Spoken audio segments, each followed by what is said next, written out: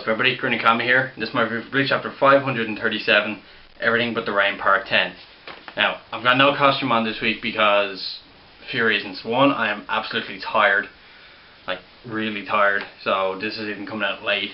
That's why the lighting is so bad. It's getting dark outside, like, so I had to use my bedroom light, which I don't like. I like the natural light, it makes it look a bit better. Although at least not getting this fucking purple glow that I usually get around here. No, my cat's trying to attack a fly, but whatever. That has nothing to do with Bleach. Anyway, so the chapter begins with I never even finished my explanation, but yeah, basically I'm not bothered to get the costume ready and stuff like that. Anyway, chapter begins with Ishin explaining to Ichigo that Misaki did not die the way he believes she did. He then goes on to explain about Bleach, which Ichigo says that Urahara has already explained to him. He told him all about it and what it does. So, but then, hold on now, sorry. Ishin then says all pure-blooded Quincy's are born with this power, but those who are not can still obtain it through training. It's then revealed that Masaki's blue vein, which is the defensive one, was exceptionally powerful because it explains why the hollow that attacked Misaki in the flashback did fuck all to her, basically. I mean, like, we all saw that there was very little damage. This explains why that is. After that, we're told that she never got any damage from a hollow afterwards. Either this means that she was extremely powerful, or just there was no hollows bothering her. Which I think the latter doesn't make a lot of sense, because I'm pretty sure there would have been hollows targeting her. Because I mean, with that amount of spiritual powers, you know what hollows are like. They go for good spiritual power, pressures, like so. It wouldn't make sense if she just was never a target. And don't forget, there's always eyes. And I'm sure he would have been sending out hollows to test out their powers and stuff like that. Ishin then says that Misaki should have completely molested Grand Fisher, despite the fact that he could hide his spiritual pressure. Even though he did that, Misaki should have owned him, basically. Ishin then explains that he wasn't unable to save her, he just decided not to go because of that reason. Because he figures, well, Misaki's a pretty powerful Quincy, she can handle a hollow, like, it's just a hollow. But if he had known it was such a threat, that he would have went anyway. Now, I don't understand this, because Ishin going there would be pretty pointless. I get the fact that it's his wife and his son that are in danger. Like, I get it was his family in danger, but with no Shinigami powers, if he was to go to help, wouldn't he just be in the way? So, I mean, having Ichigo there with no powers already, well, other than being obviously ghost and shit like that, but being there with no powers, I mean, Ichigo himself was in the way, basically. I mean, Misaki, yeah, I know she, well, technically though, if she did, like, I'll get into this later because it's continued on the chapter, but I just think that even if Ishin went there, it would be pointless. It would make no difference, and instead we'd have another dead character, like, you know, unless if Ishin was like Ichigo when he lost his powers and still had all of his strength, just not his powers. Like, remember how Ichigo was still pretty damn strong, even without his powers. Like, if Ishin was like that, then fair enough, he could probably save them at least. But yeah, other than that, if that's not the case, then I just think he would have been in the way. Straight after, Ishin asks Ichigo if his friend Uryu ever talked about his mother. And this is where it's finally revealed something that we already pretty much knew. That category was Uryu's mother.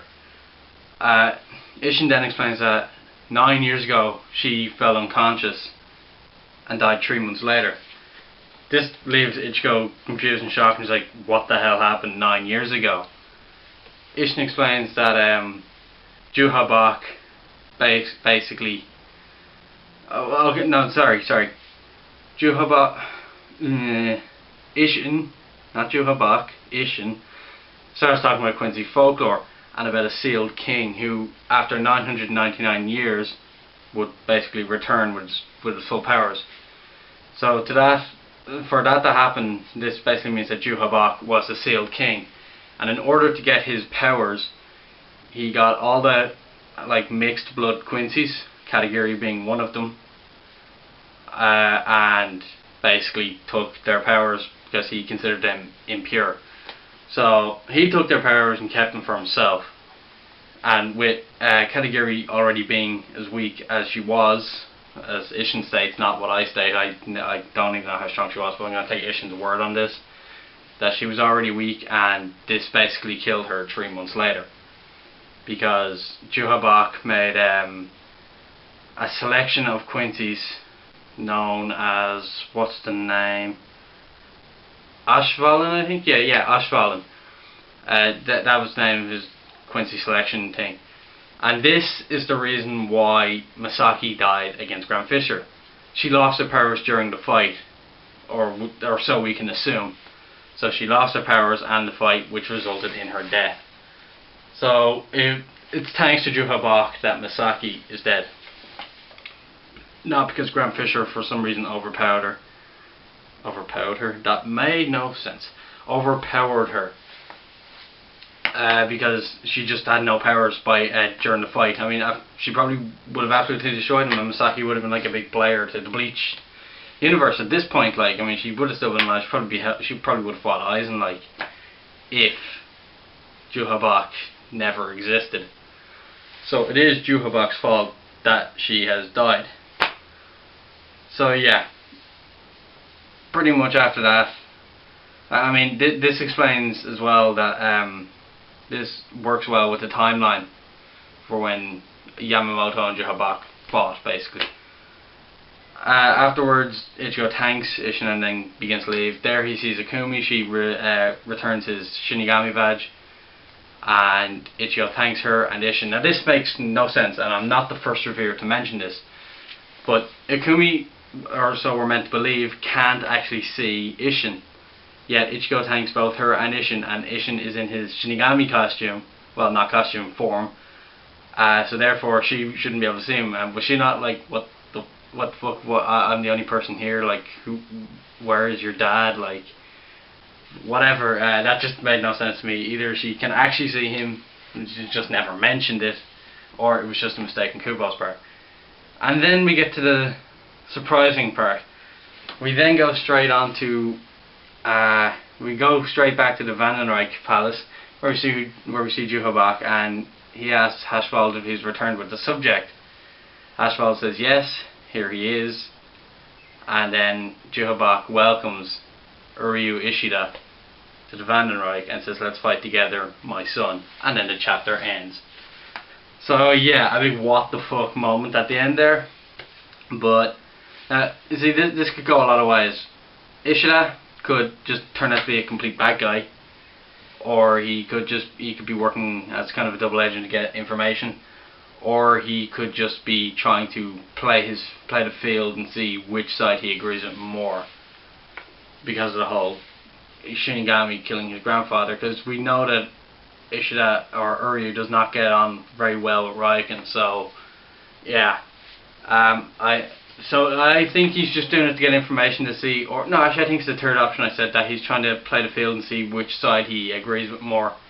With the costumes wearing, it looks like he is actually a member of the Vandenreich, and I believe he and Ichigo will battle at one point, and it'll be a pretty fucking cool battle at that.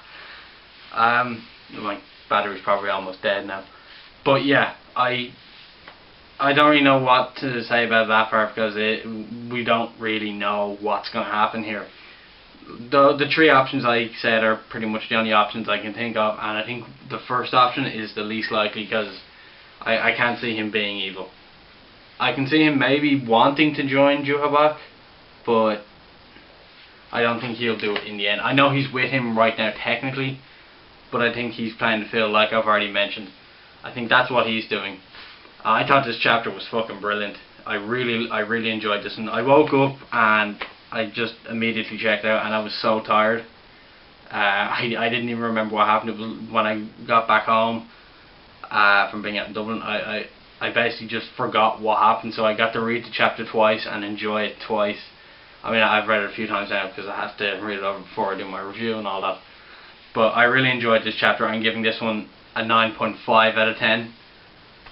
Just not giving it a 10 out of 10 because... Well, actually, no, I will. I'll give this one a 10 out of 10 because I really enjoyed this chapter. We found out a lot about Misaki's death. We found out that Katagiri was Uria's mother. We found out that, well, we now know that Uria was with Juhabak. We found out a lot of stuff about Juhabak as well in this chapter. So overall, it was a great chapter.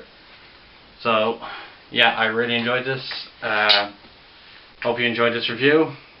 This is Green and Kami. Like, comment, and subscribe. I'll talk to you later.